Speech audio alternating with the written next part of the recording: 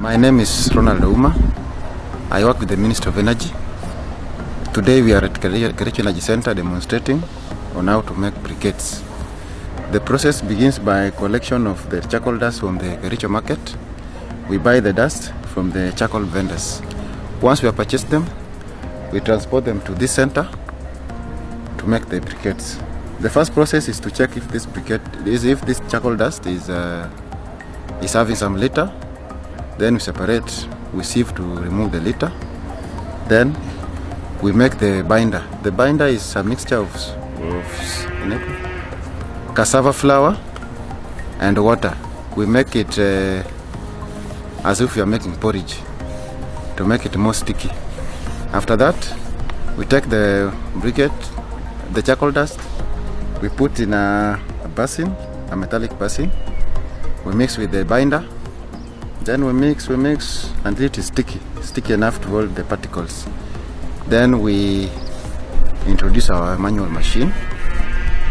Here we use our manual machine because our automatic machine requires more power. And since we have manpower, we are comfortably using the manual machine. The manual machines are of two types. They have two models. We have the circular model and the square model. Mostly we use the circular model because it is easier and it is more convenient. Even when stamping, it is easier. Our manual machine is there. We'll see it as we proceed. You take a handful of the mixture of the charcoal dust and the binder. You insert it into the circular model. Then you stamp. And then we have separators. They are small round metallic metals that are used to separate the models, the briquettes. For example, if you want to make two briquettes, like this one, see there are two. You take a handful of the mixture of the binder and the charcoal dust, you put inside the model, then you stamp a bit, then you put the separator, then you add the second one, then you stamp. When you are removing the briquettes, they will come out in two, like this one. The reason we are promoting these briquettes is because of right now we are experiencing a lot of climate change and our natural resources are already under pressure. For instance, our forests are under pressure. Briquettes will help us to control the deforestation because for you to make these briquettes, you don't need to burn charcoal. All you need is to collect the branches of the trees, then you carbonate them. Then you come with the dust, then you make your briquettes. That one will help us to control deforestation. And one more thing, it improves efficiency at household level. When you have your jiko, you can put only 3 pieces and you are assured of cooking around 3 or 2 meals. But with the normal charcoal, you keep on adding charcoal, adding every now and then. At the long run, you use a lot of charcoal, but with this one, you use just little, and it is done.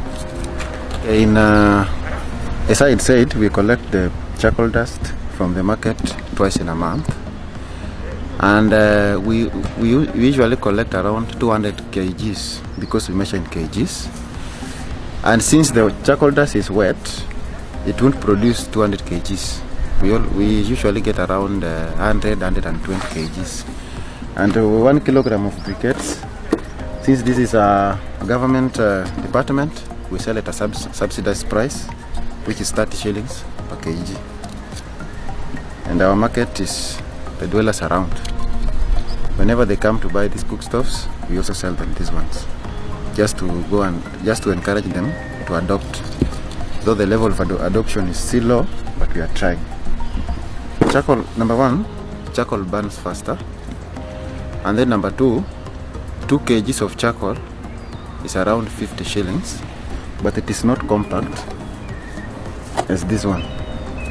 This one, a kg goes at 30 bob, 2 kgs is 60, but if you compare the rate of burning, this one is lower and it burns longer than the normal charcoal.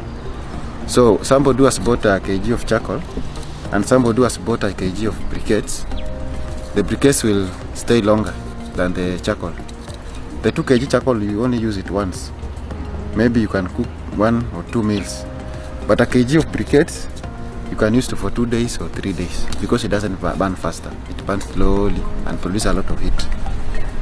We have 16 energy centers in place, but there is plan for increase to make sure that every county has an energy center.